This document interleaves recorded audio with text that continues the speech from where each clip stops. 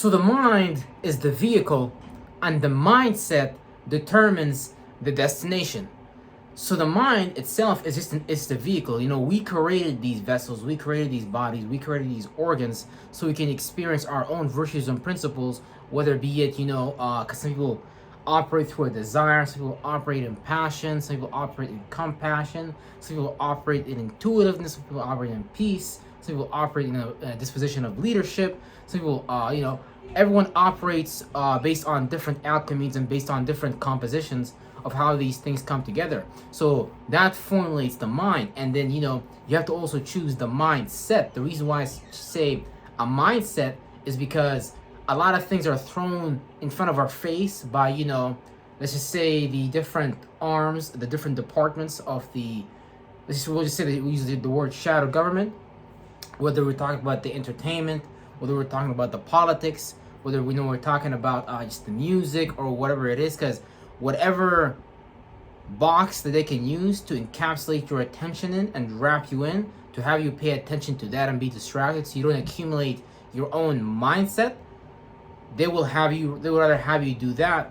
than actually using your attention, your ability to pay attention, to accumulate some type of esoteric currency, to accumulate some type of energy, some type of light, some type of spectrum, some vibration. Instead, they don't want you understanding about the yin realm, the chaos realm. They want you understanding about all these things, so you don't start to learn that, okay, damn, I'm actually popping in and out of this dimension, and I'm gathering information that is related to what I am calling forth, because we are all creating our life. But see, instead of you creating your life with God, they want you to create your life with them. They want to be the middleman that programs your mind from behind the scenes with their witchcraft, and a lot of things can play at witchcraft. But it just depends on your intentions, though. It's your intent that matters. You can have someone with an intent to uplift you with their words. You can have an intent of someone that wants to bind you with their words, get you lost and wrapped up and confused into something. You can have someone that is dressed, a woman dressed up, let's say the woman in the red dress in the Matrix. She's dressed in a way that is, I guess can put you in your root chakra, desire, and things like that. But that energy within itself is pretty powerful, because you don't want to shame or put down or neglect one of these chakras. No, all of these things is a system that coherently works together, because a chakra, when you really understand it on a biological level, it's really just an organ. So I don't want to hear anybody say, oh, one of my organs is bad for me. I don't like one of my organs. No, that's not what it is. It's just that sometimes, we get lost in how the shadow government trains us to perceive and use these organs and things like that. So one thing right now that the shadow government is doing, when it comes to the root chakra, when it comes to the re-degeneration organ, the sexual organ, is that they're trying to mutilate everybody's sexual organ. They're trying to tell you, you can see based on the narrative for yourself, the whole LGBTQI2+2 movement and things like that is putting people in a space of internal dysmorphia that is really based on being lost in the left brain and the right brain. And instead of you understanding that the right brain is femininity and the left brain is masculinity, and understanding that this is not something that we're supposed to get lost in as far as externally, like there is a such thing as masculine, logical women with man-like expression, but there isn't such a thing as you taking that idea and looking at your body and saying, okay, my body doesn't match my mind, I need to change my body, because you manifested this body, you created this body, you triggered the DNA to behave the way it is, and you was kind of like behind the closed doors in the yin realm, behind your mother and father kind of coming together or making that moment happen, because you as an observer is trying to create a body, and there's so many ways, so many different realities that you can collapse to enter a body, but your mother and father was just the reality that you just collapsed, that just kind of happened with both of them participating, because all parties have to participate for a spirit to even come down here to this dimension. So that's one narrative they're trying to play out, the whole dysmorphia thing, because they really want to keep that energy for themselves, and they want you to be kind of like non-binary. They want you to be a robot. They want you to be like whatever they tell you, and as long as they do that, they can kind of solidify their position as, the wielders of the light, the wielders of the animating principle, and they don't want you to understand it. They just want you to kind of sit back and let them organize it for you, create order, while they clearly create chaos out of order, and create a new order out of the chaos that they just created. So it gets really deep when we talk about the esoteric realm and things like that. So you really got to be able to set your mind, have a mindset that takes you to the destination, and this mindset cannot be based on anything else other than the attributes and characteristics that have already been in place in you, that what God gave you. Because if you try anything else outside of that, you're gonna find yourself kind of tired. You're gonna find yourself kind of slowing down. You're gonna find yourself in a depressing, non-fulfilled space. Because it's not necessarily about being happy. It's about really resonating with your attributes and characteristics. Because that's actually what makes you happy. You being close to yourself makes you happy. You being kind of distant from yourself a little bit may kind of make you sad a little bit, because you're not in tune with yourself. You're not vibrating as yourself. You kind of operate and move as someone else. So this mindset, because they be trying to set your mind on all types of path. And like I said, we was explaining before, one of the psyops, one of the variables that they're using. Like one variable, another psyop that I thought that I saw them do this. Now they're going heavy with it, is Islam. They're trying to make everybody into Muslims. Then they're gonna try to make everybody into some type of faggot or something like that.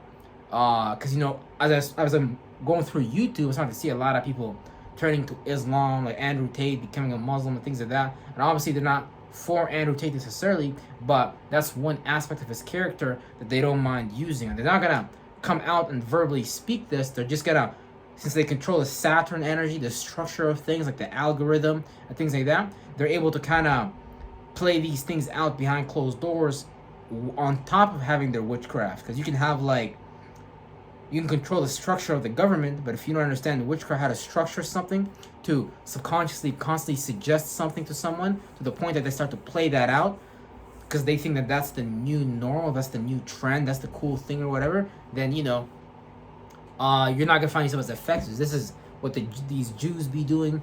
That's what these shadow governments be doing, and things like that. So it gets really, really deep. So you really want to be able to set your mind on a path and really hone in on that and maintain that, because you're going to manifest your cash from that.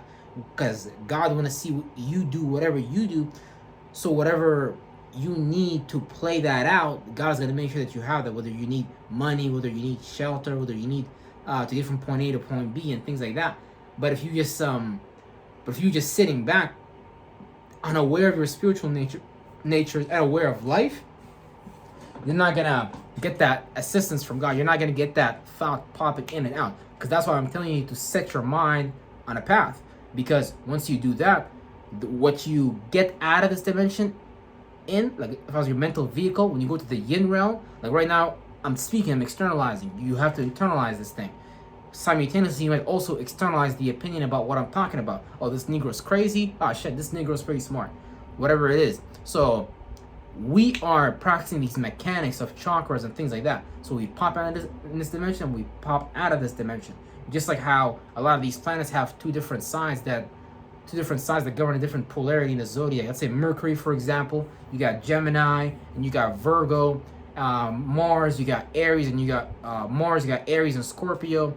Venus, you got Taurus and Libra and things like that. So you got these different polarities that play out different aspects, characteristics, virtues, and principles. And let's say you, for example, when you pop out of this dimension, you don't go to the same spectrum that I go to. When you pop in this dimension, you don't go to the same spectrum that I go to. So everybody is popping in and out of this dimension, but towards a different spectrum. This is why people around you will always have different ways of reacting to things and different ways of acting upon things, because everybody's programmed differently, according to their date of birth when they came to this dimension and things like that. So everybody is programmed different. Now what you need to do is stay true to that program, because whatever you're experiencing as a problem, let's say, that is the thing that you're meant to solve, and that's the thing that's kind of like a blood clot almost, where it's like a clusterfuck, where it's hard to process that thing. But once you're able to process it, it's gonna allow you to be easily, much more effortlessly be able to move to the spirit realm, so you don't have to manifest kind of like a body like this. You're able to be more rounded in all areas of life. For example, in astrology, this concept is called stelliums and things like that. So sometimes you may have a stellium, let's say in the first house, where you have problems initiating your own point of view as far as yourself and what you're personally into, as far as, you know, just what you're personally into, your personality and things like that. So you might go more towards other people's personalities and not gear towards your own personality and things like that. So it depends on where the stellium plays out. But there's something that's hard to process. There's something that you're here to overcome so you can become, because there's something that has overcome you. Whether it comes in the form of, let's say, religion, entertainment, politics, a person, place, or thing that we blame, but really it's us, because we're learning how to deal with that energy signature. We're trying to learn how to deal with that situation and things like that. So, for example, for me, one of those was learning how to associate with people and things like that, because based on previous incarnations and things like that, I didn't necessarily, I may have hung out with the wrong associations to the point that I actually died, because I wasn't really paying attention to what's going on. I was kind of like, okay, oh, I'm part of a group. Okay, this is cool, this is cool. Or it could play out as in, like, I might associate myself with the wrong people, the wrong groups, and I might find myself asking myself, why am I at the wrong group of people, and why am I not manifesting this spiritual path that I know I'm on, but based on me being a part of the wrong group, I might, you know,